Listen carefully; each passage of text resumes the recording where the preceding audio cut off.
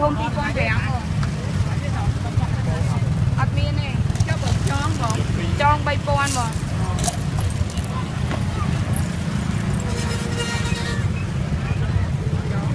mày ơi sao muốn thơ bà hay mày đi chong thơ bà mày nâng tiền sao muốn riêng này ta sao muốn khát ốc chân hay mơ bơ mày liên quan mày bị nào không điêu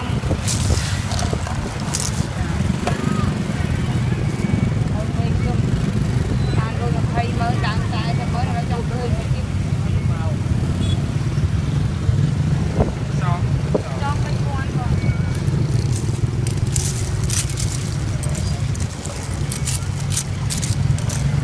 cái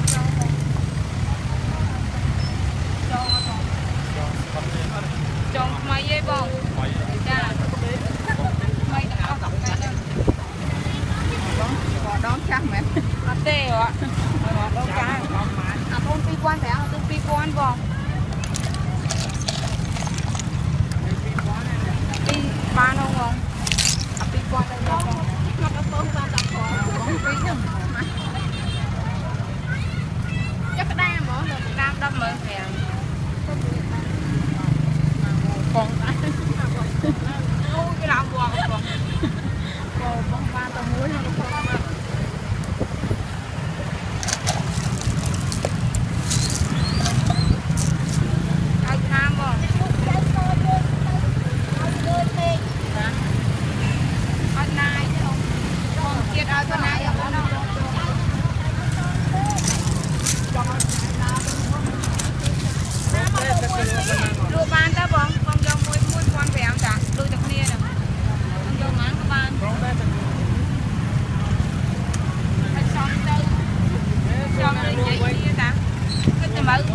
mở mà cặp lót là thòng đăng tao mở nhập quy rồi ta hiếp nâng một cứ thông thông mày nè cô mới tiên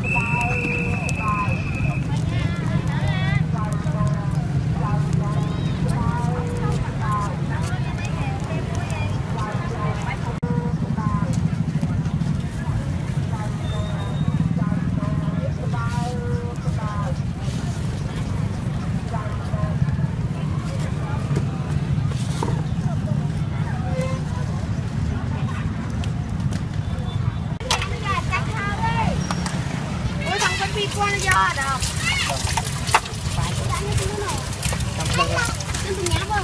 Chẳng bình con hẻm Cô chẳng bình con hẻm Cô chẳng bình con hẻm chẳng mất tê thờn Đi bom nhắm dây class.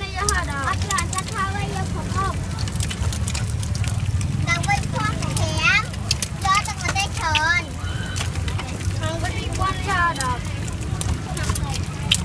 Không tôi đâu Con dơ mà nó, con nhà mà.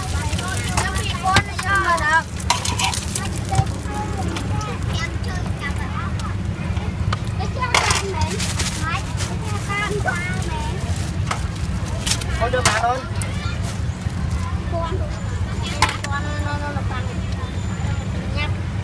Nhập lâu mà. Nhập lâu mà.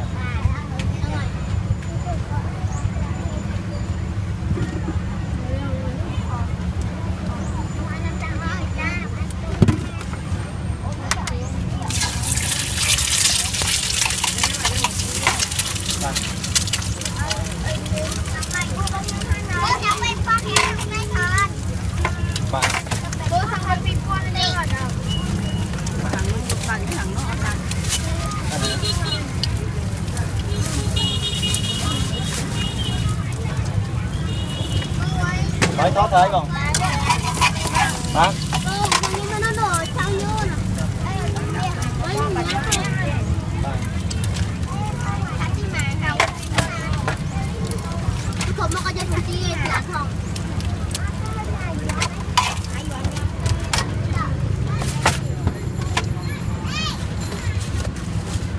Con thèm ăn do phần kia. Cô sống mình con thèm chẳng một cây sờn Thì con nó giờ hot đỏ.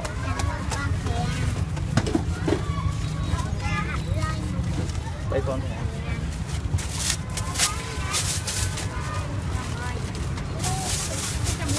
Con này.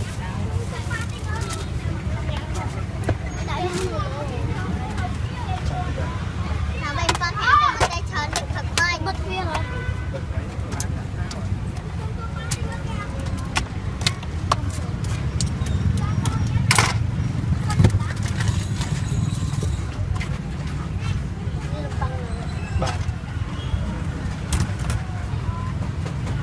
Giờ hết khoan món nè. Này.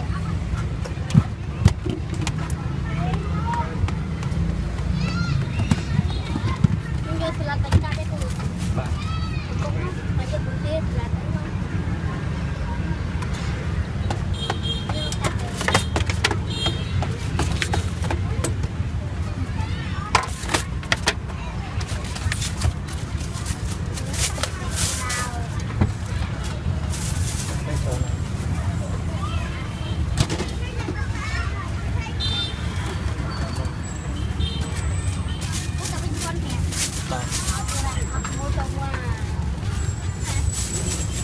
Bắt giờ mình tiêu.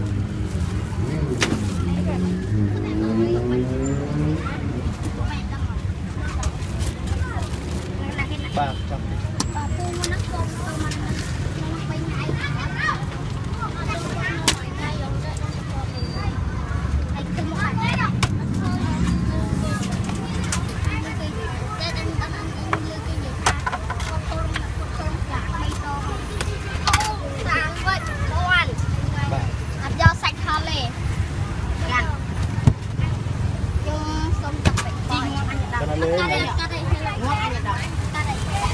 Cái màn con này.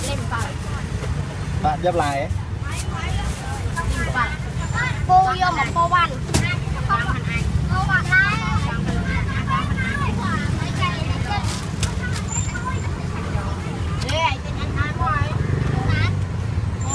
Còn như bây giờ xanh hơn này. Mà luôn. Cô văn. Cô sang bên cô làm món gì nè. Làm hơi bệnh miên không? ta lại như hẻm món mình chưa Làm hơi miên thế. Cô mà chuyện đấy. Mấy con trong thầy còn.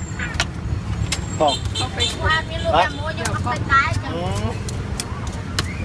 Tôi ăn lấy. Việc mất.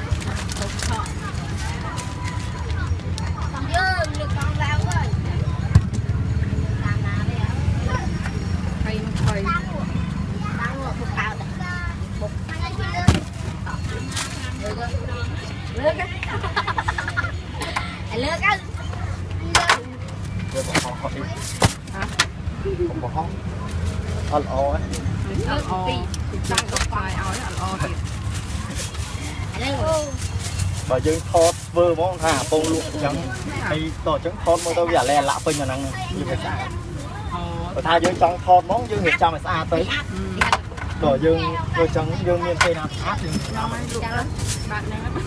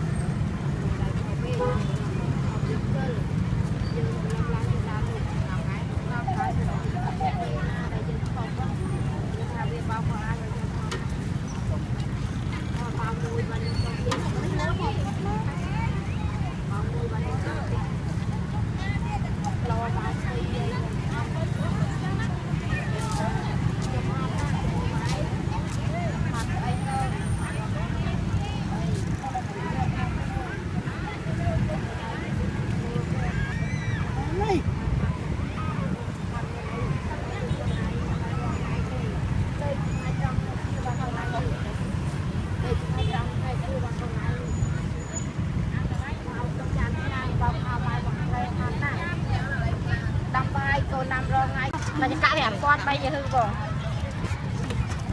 ไม่กระลานในกันในไฟ อันปูเลิกแค่จบเรียมลานก็จีมาว่าเอาเห็นจอบฟองน่ะ muối mớn à จ้าở đây bay hẻm quán mùi mà mớn ก็ชั่ว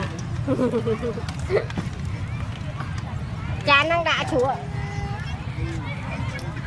อันนี้ยังไง cha cha มันนั่งมองหน่อย cha cha ให้ซ้ำบ้าง cha bông cứ xăm ai thì ban là bông thử hỏi là một cái nè ao xăm ơi cứ ai chăng à chăng xăm ai các bạn này ao tên gì đây chứ chăng cái xăm ai ao xăm ai nhanh nhưng trong con này bên na đã khơi ai ở đây nhưng trong sờ ấy đã sờ này chăm đã chặt sờ tiếng thôiคืออะไร miên nó ăn bông kia đây miên nó ăn bên na ăn chi bật tay toàn miên tay canh chi đây bông ơi khát ra ngày nào toàn miên tay canh đi đây để ai chẳng có mình gì con lục ơi con này tươi canh con ủa lo cắt anh đấy nè lô đây ngọt đấy mềm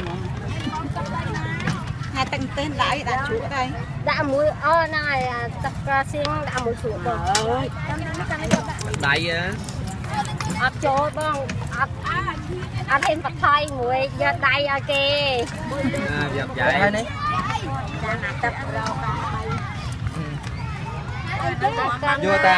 vô ta đi bán nó nè vô tay vậy giờ đây ai có anh nên đây luôn giờ hư thế đấy bông chà nha bông chui xong thưởng ăn cứ nhất nha con cha khương mày phay thế cái xong là mun thưởng mun hư thế anh ấy thế thưởng mấy ngày hè ban trần này khôi thôi nè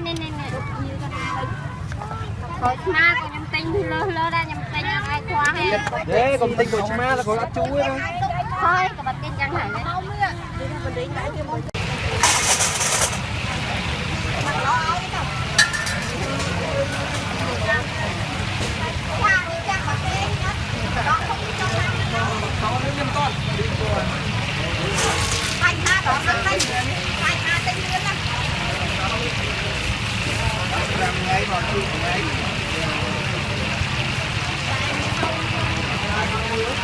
Qua nó sao vô vô cho ta có.